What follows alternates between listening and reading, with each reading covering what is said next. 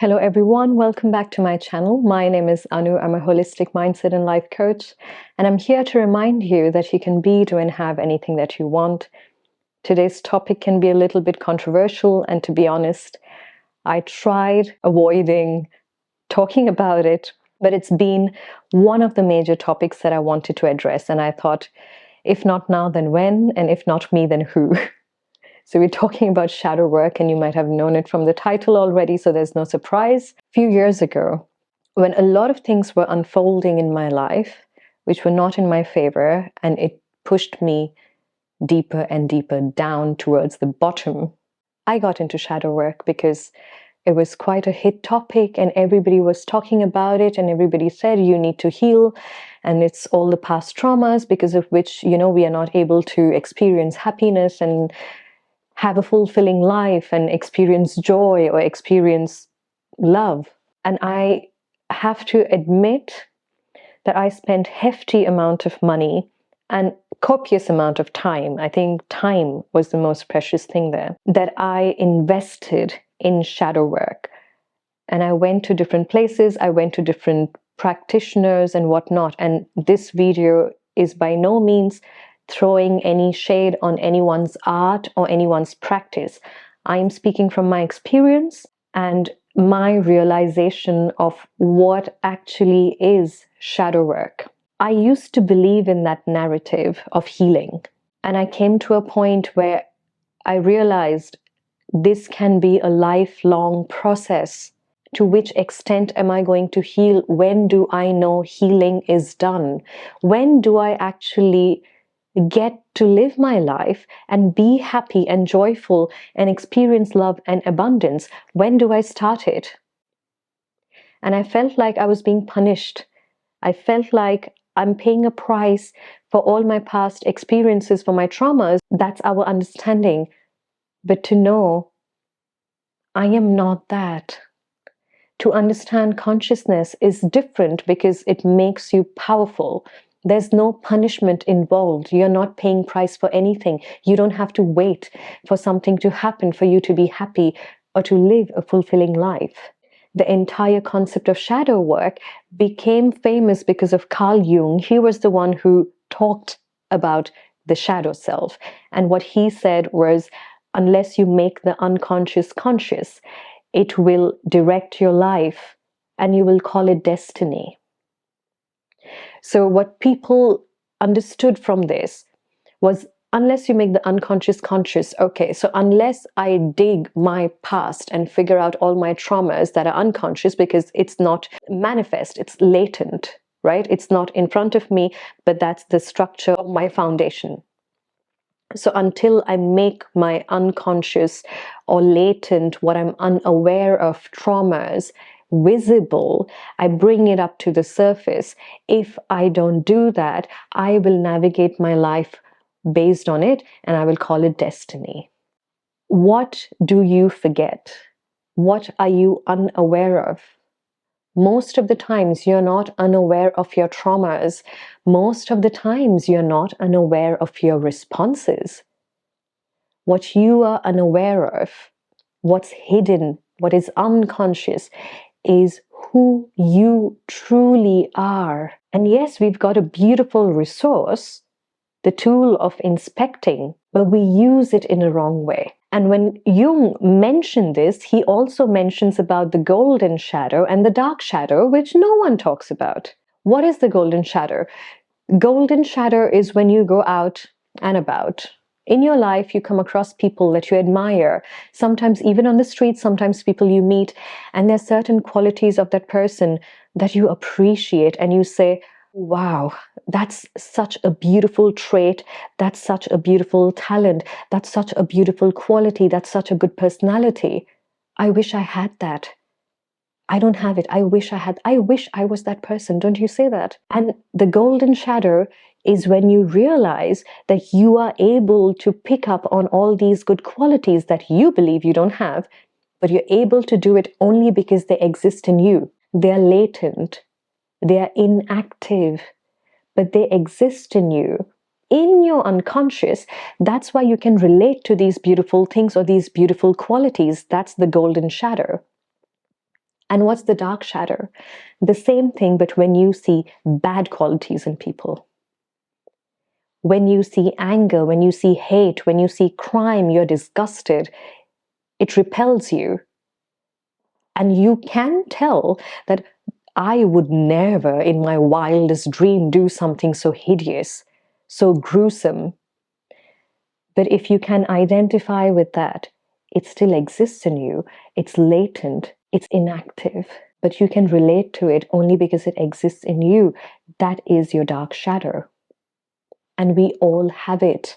We as human beings, our history is deep. Our mind is so powerful, and I would say so intricate and so precise that it knows what information to give you when. The problem is when you go digging it when it's not required. When it is not required, there's a certain reason why you have memory. It's like a data, a computer chip, which stores all the information. You might not even pay attention to the street that you're walking, but your mind picks up all the information around you. We are highly intelligent beings. A good example is sometimes you will have memories come up from your past that you don't even remember registering it consciously. And you will have that memory pop up at some point of your life, and you'll be like, oh yeah, that happened, but I don't remember, putting so much attention to it, because your mind is that powerful. What happens? The mind is going to give you information only when you are ready for it. A lot of people have seen this. If you've been to therapy, you know this. You're working, you're doing therapy, you're undergoing this treatment, and you will have certain emotions and memories come up from the past, which you might have forgotten. It's because now you are prepared to deal with it.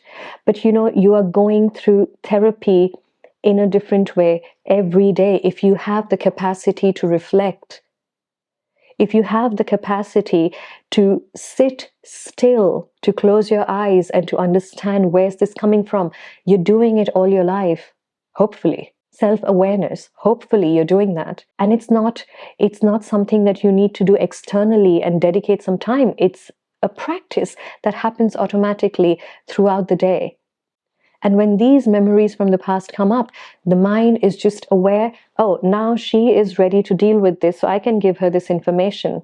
You do not have to sit down and dig it. That's the only problem that I have with all this generational trauma nonsense that's been going around. You are polishing your ego more and more. You're polishing that information that is not yours to deal with.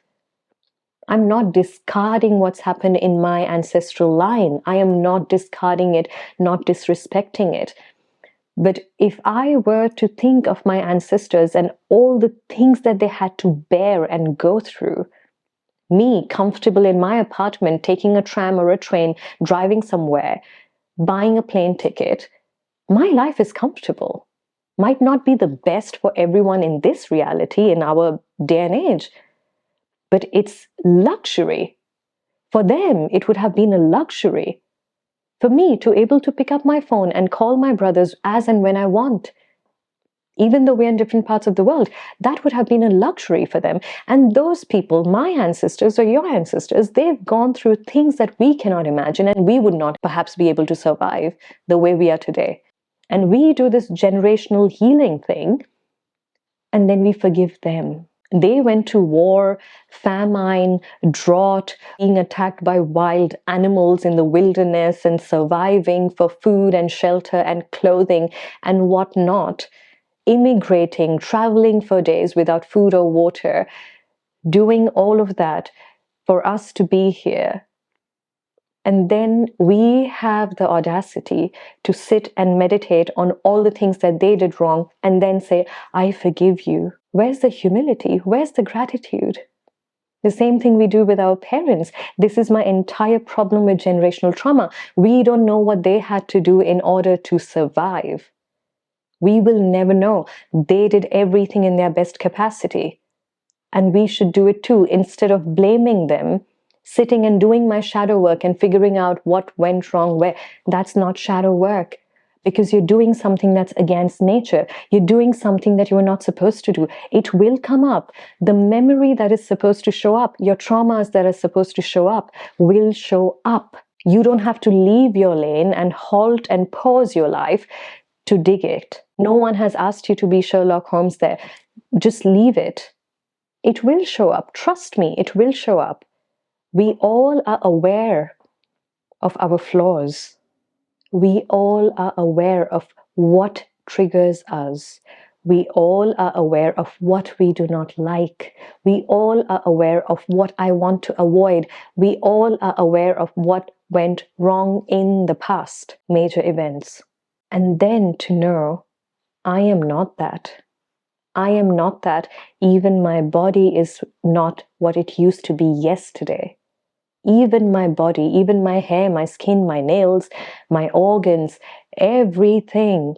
It's not my blood cells. It's not what it used to be yesterday. And imagine how benevolent our life is, how forgiving our life is.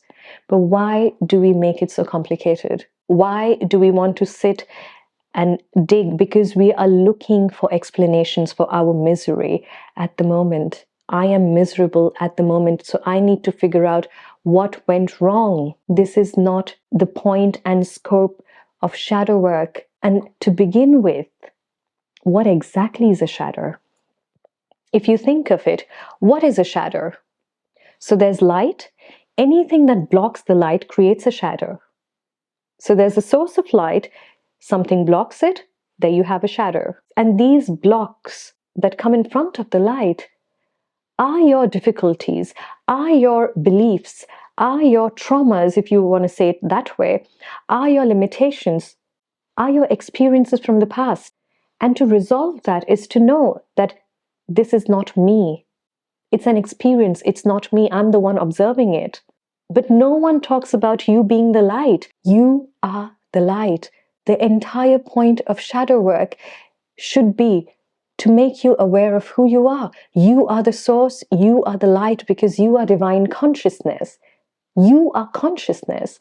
And then to say, I am limited because I've not done my shadow work. What is there to do with your shadow? And when will that shadow not exist? When you observe this limitation, when you observe this trauma and not identify with it because you are not that. That's the time when you dissolve it. Yes, you can act a certain way because it's a habit.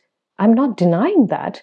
I just don't want you to be stuck and operate from being a victim because it's not empowering. In a room that's completely dark, you've got a light strapped around you. So wherever I turn, because I am the light, I am the source, wherever I shine my light, that's the corner that I'm going to see. So right now, if I see this corner and I don't like it, then I can turn around and shine my light on something else. Your shadow is there.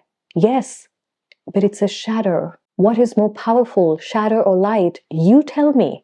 If you are the light, what is more powerful? What can stop you? What has the capacity to stop you? Understand, ask yourself the right question, self-inquiry. Sit with yourself. Yes, you want to do shadow work, then do it this way. You sit with yourself, you observe, okay, today I reacted.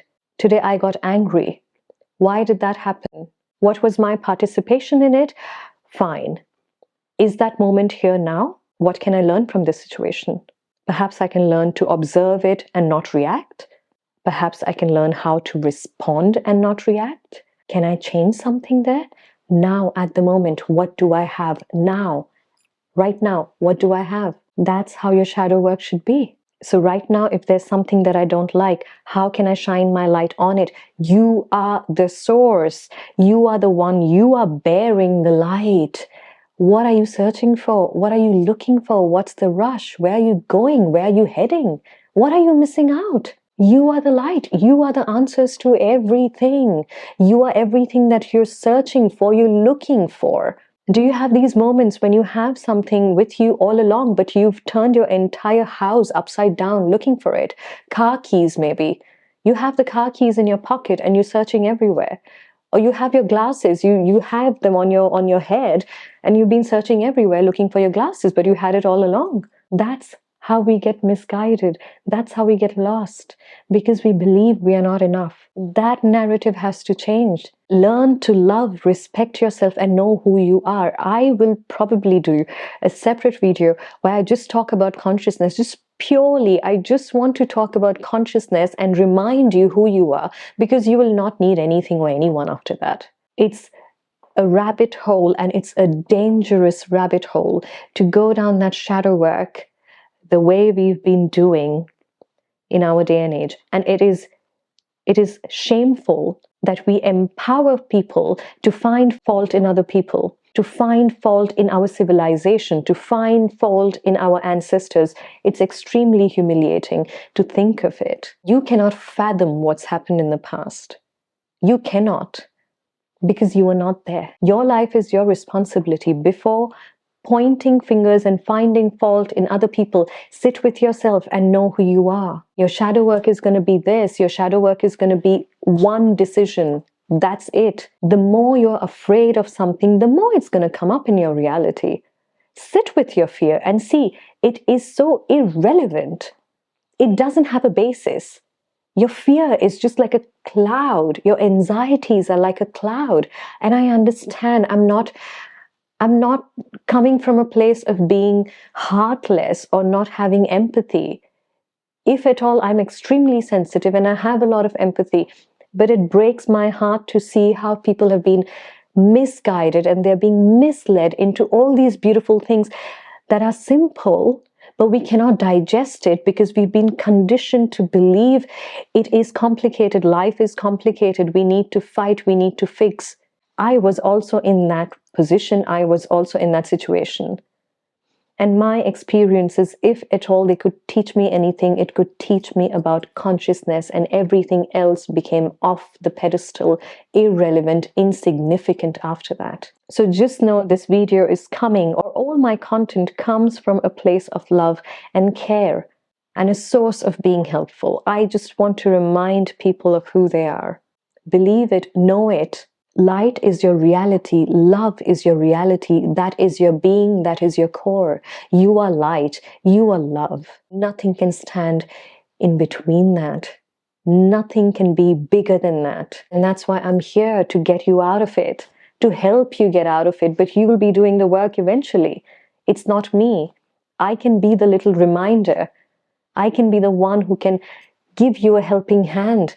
But you should be the one willing to get up from the floor. Know that nothing is broken in you.